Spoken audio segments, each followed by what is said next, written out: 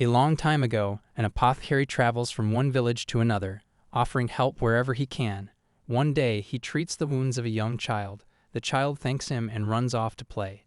The apothecary, meanwhile, pulls out a shopping list from his pouch and starts checking what he needs to buy. Half the items look like ancient spells rather than groceries. Just then, the owner of the local pawn bazaar calls out to him with curiosity in his eyes. As he walks into the shop with him, the owner tells him that he has something to show, something important. His tone suggests he's about to reveal a treasure, but our MC feels like he's walked into a very legal version of Antiques Roadshow. And just then he comes to know that it's not an object, but a person. When the shopkeeper opens the door to this storeroom, he is stunned. Sitting inside is a girl, her condition horrifying. Her ears have been pierced brutally, her eyes fixed in one spot, her body covered in scars.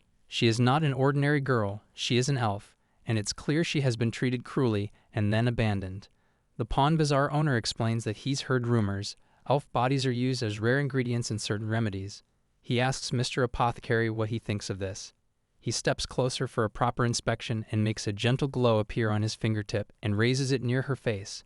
He notices her hands are soft, but her fingernails are ripped off, her teeth are missing. There is no response in her eyes, and her left eye is physically gone. He calls out to her, but she doesn't respond. He soon realizes there is a hole in her ear, likely why she cannot hear. The apothecary starts to think, if her body is this damaged, perhaps her internal organs are also failing.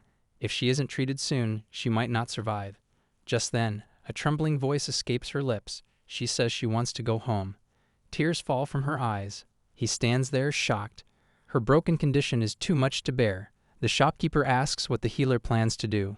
He even offers the elf for a cheap price, suggesting that if he won't take her, someone else will. But he speaks firmly. He won't let her die here. He decides to take her with him, hoping that maybe this small act will give her some hope. When he asks for a carrying backpack to carry the elf, the owner hands over something so dusty, he briefly wonders if it has its own ecosystem.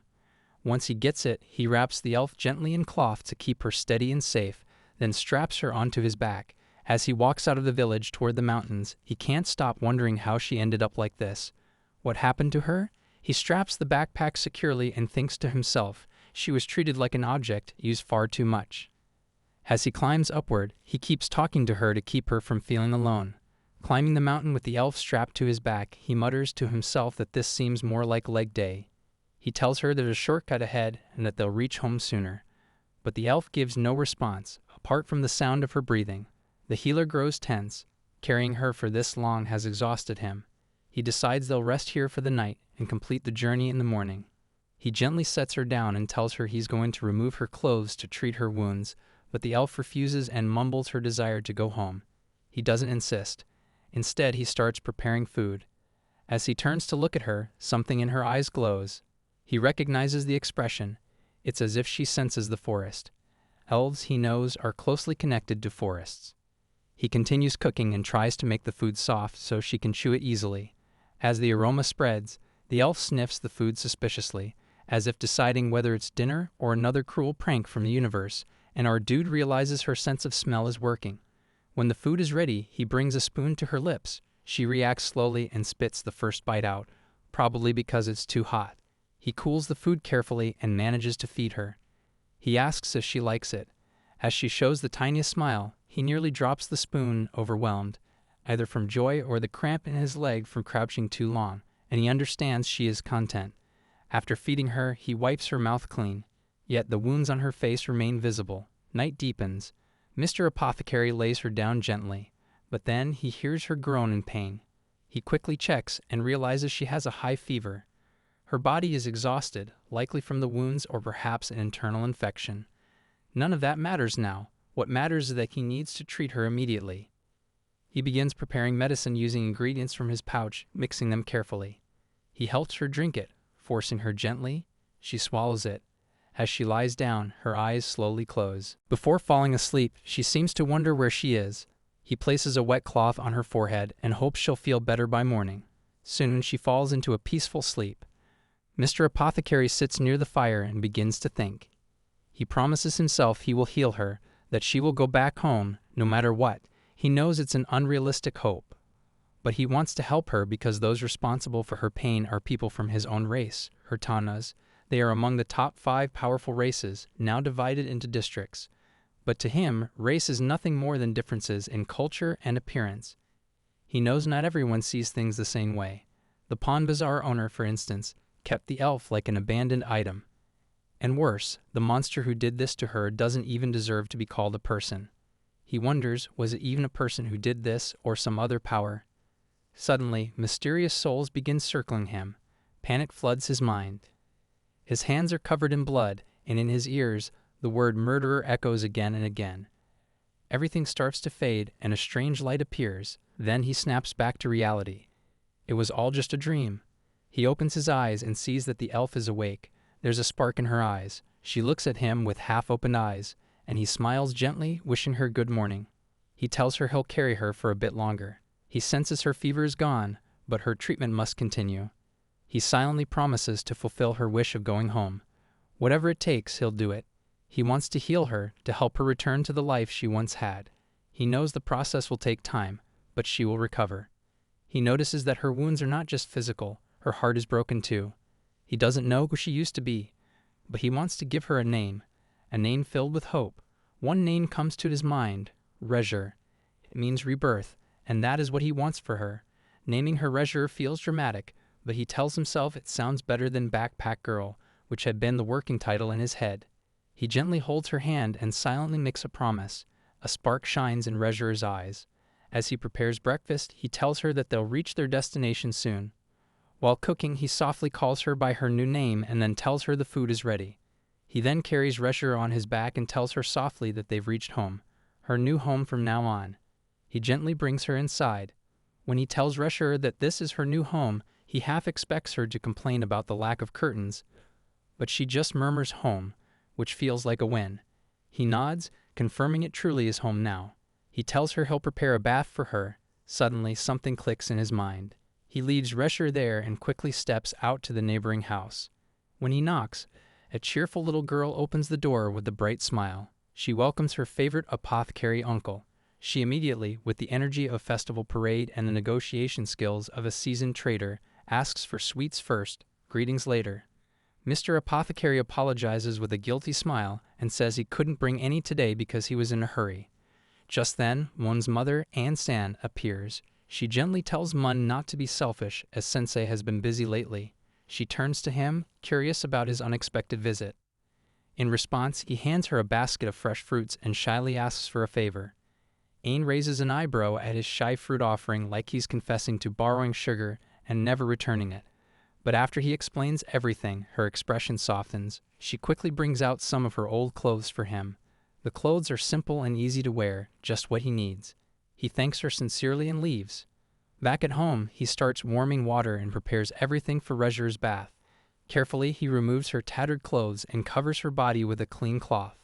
But when he sees her face remain blank, even while undressed, he feels a wave of disappointment.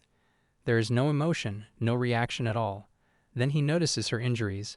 Tears prick his eyes as he sees the bruises and deep scars. The wounds clearly show signs of malice. Her neck bears the marks of fingers that had gripped her too tightly. The sight fills him with rage, but he controls it. Right now, she needs healing, not anger. He gently washes her body and wraps her wounds. He tells himself to stay focused on her treatment. Then he carries her to another room to begin treating the more serious external injuries. He applies a homemade healing paste, thinking it might bring her some relief. He reminds himself to reapply it every 3 days. Then he picks up the clothes Ain-san gave and begins dressing Rezur. This feels more nerve-wracking than bandaging a dragon. One wrong tug and he half expects to be cursed. While doing so, he finds a small woman's comb tucked in the folded clothes, left there by Ain-san and her daughter. The thoughtfulness touches him. He slowly combs her hair and finishes getting her ready. In Ain's clothes, Rezur looks prettier than before. Her appearance already seems improved, and that gives him a little relief. Later, he prepares a simple meal for her. When he returns, he finds Rezur trembling. Worried, he wonders if she has a fever or cold again. Then it strikes him. Maybe she just needs to use the toilet. He panics like a first-time babysitter, realizing the baby didn't come with an instruction manual. Feeling guilty, he quickly carries her there and apologizes for not paying attention. He realizes that for someone like her, who barely shows emotions, even this must have been deeply embarrassing. But this moment also shows him something else. Rezure's sensitivity is working quite well. Afterward, he helped her eat, hoping good food might open her heart a little. But watching her struggle with only 2 molars makes him concerned. Feeding her with 2 molars proves challenging. He wonders if the gods invented soup specifically for toothless emergencies like this. He thinks a denture might help, but also worries if her ability to chew is this weak. Who knows whether her internal organs are functioning properly either? Still, there's no other option. She needs care, and he's all she has. He lifts her gently and places her in bed. She falls asleep almost immediately.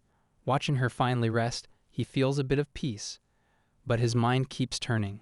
He starts thinking about how to truly heal her. Is there any medicine strong enough to help? That's when a thought strikes him: high potion. It's a secret elixir known to trigger physical regeneration. But rumors say it's made using elves. He makes up his mind to create the potion, but only using his own skills, equipment, and knowledge. He won't use anything from elves. He refuses to take such a risk. There has to be another way, and he will find it. The next morning, he ties a letter to his bird's leg and sends it off to a trusted doctor, hoping for a quick response. He then takes Rezur outside and sits her down in the open air, telling her silently through his actions to enjoy the surroundings while he works nearby. He gestures toward the garden like a proud parent introducing a child to their first toy, begins tending the garden, believing that cultivating ingredients for medicine starts with proper care. As he works, the peaceful sounds of chirping birds fill the air. Rezur slowly begins to absorb the environment, tears streaming down her face as the forest scent stirs something familiar within her. She sniffs the air again, drawn to a memory she cannot yet place. Soon the little girl, Mon, arrives. Her entrance is so cheerful, it feels like a festival in the front yard. He jokingly asks if she's here to help, and she playfully agrees, saying it's just for today. She runs directly to Rezur, sitting beside her with curiosity. Realizing this is the same patient he had spoken about, she looks at her with wonder. He tells her the elf's name is Rezur. Mon then asks with interest if she can speak with her. He thinks it might be a good idea. Perhaps a child's kindness could help draw something out of the silent elf, so he nods in approval. Meanwhile, the healer begins crafting a denture for Rezur, relying on knowledge from old books to prepare the necessary medicine. He starts crafting dentures with the seriousness of a wizard brewing a potion, except this potion goes in someone's mouth. Back outside, Mon calls for Oji-san, confused as to why Rezur won't speak. He explains that maybe Rezur is still searching for a reason to communicate again. Suddenly, Mon's eyes light up with an idea. She dashes out and returns with a handmade flower crown, gently placing it on Rezur's head. Mon's flower crown looks suspiciously like it was made from everything she could reach within arm's length, but somehow it works. The crown suits her surprisingly well. He compliments Mon's skill, and in a moment of childlike innocence, Mon giggles and declares that Rezur will be Mr. Apothecary's wife someday. He chokes on his own spit and mentally prepares for village gossip headlines. He panics, caught off guard, and quickly explains that Rezur is just a patient and nothing more. Mon laughs and teases him before saying goodbye and skipping off. He smiles, noticing that Rezur seems to enjoy the scent of the flowers. He thinks to himself that such small, joyful moments might actually be helping her heal.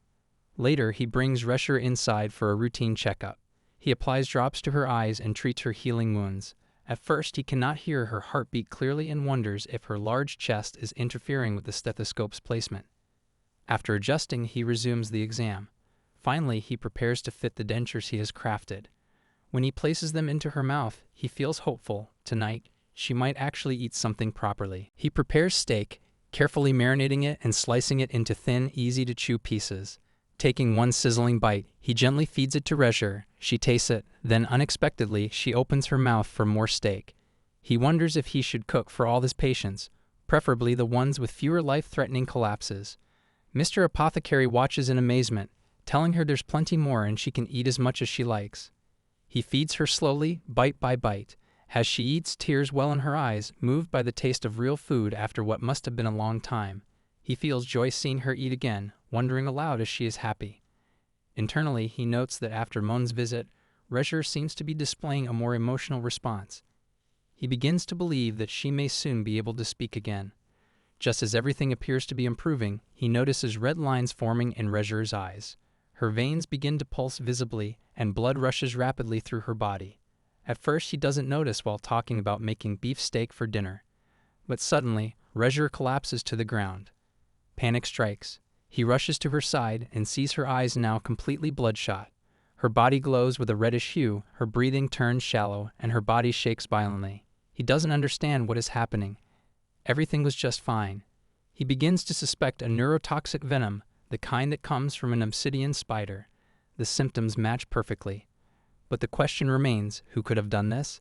His thoughts drift toward Rezher's former master, the one responsible for her past torment. But there's no time to dwell on suspicion. Right now, he knows he must act fast. Every second matters if he wants to save her life. He prepares medicine for Rezher without wasting a second. He refuses to let anything else happen to her. With urgency, he gives her a special mixture designed to empty her stomach. Soon after, she begins vomiting violently.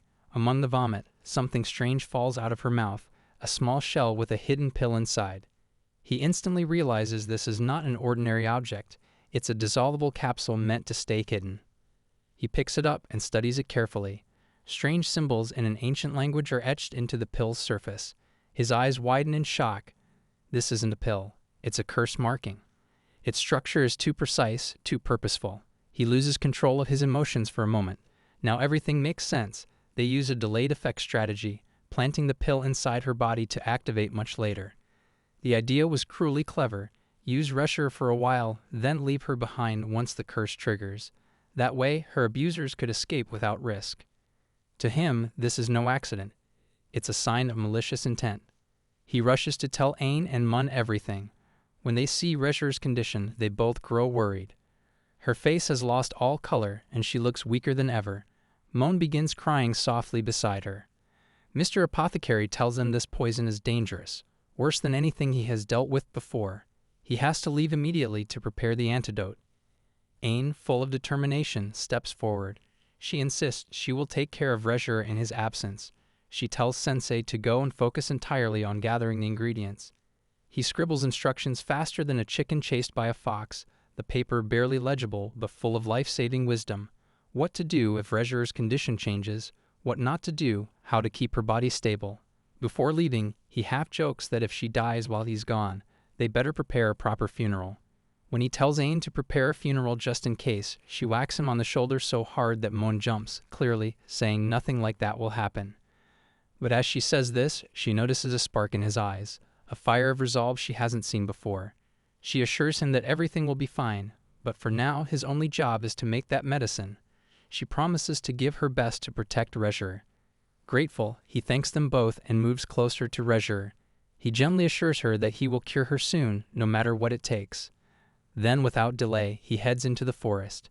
He searches from place to place, collecting rare ingredients, mandragora root, certain earth elements, and for the final piece, he must go to the cave of the venomous spider that likely caused this curse.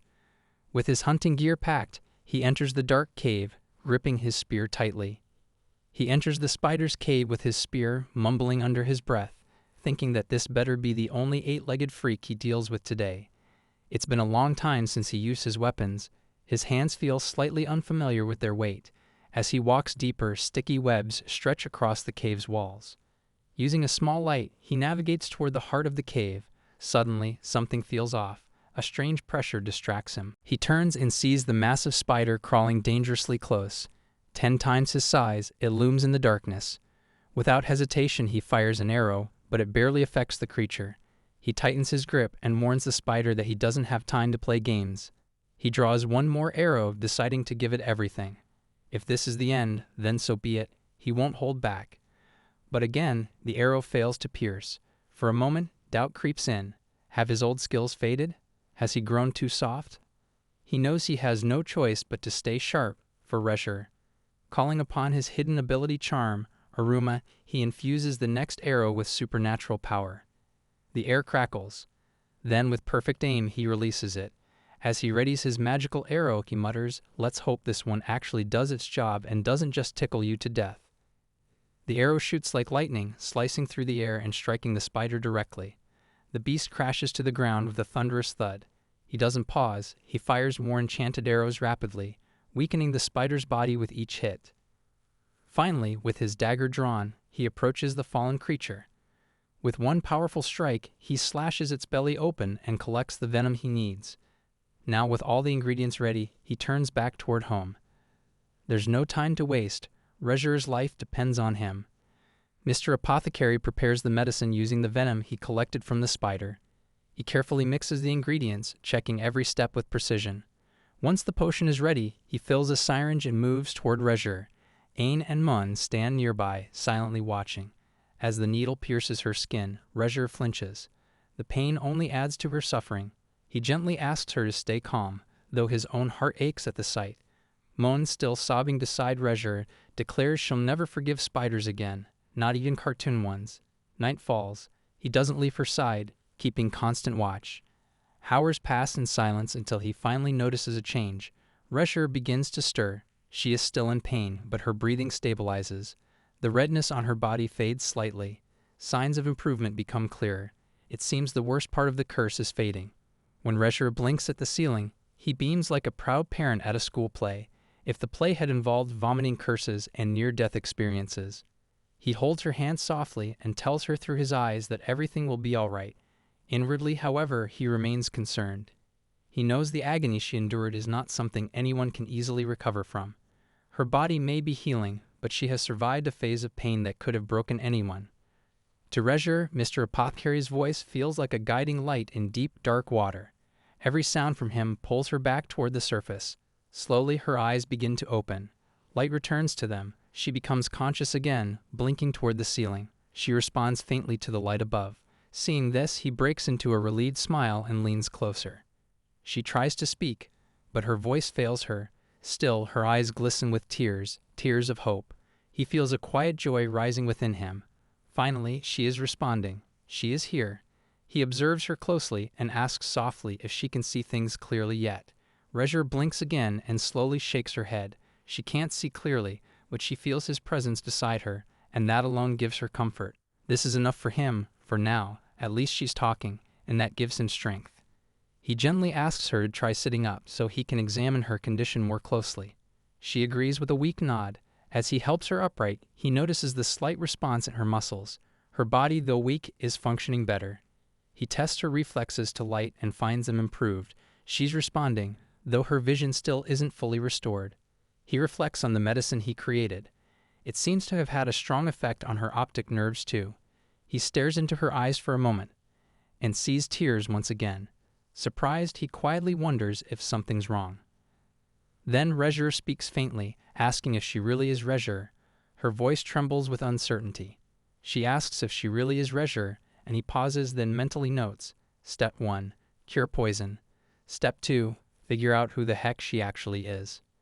But then he nods gently. He apologizes within his heart, realizing he gave her that name only because he didn't know her real one. Curious, he asks her what her true name is. But she looks confused. She admits she doesn't remember. She can't recall anything at all. Her name, her past, her identity. They're all gone. He understands instantly. She's suffering from retrograde amnesia.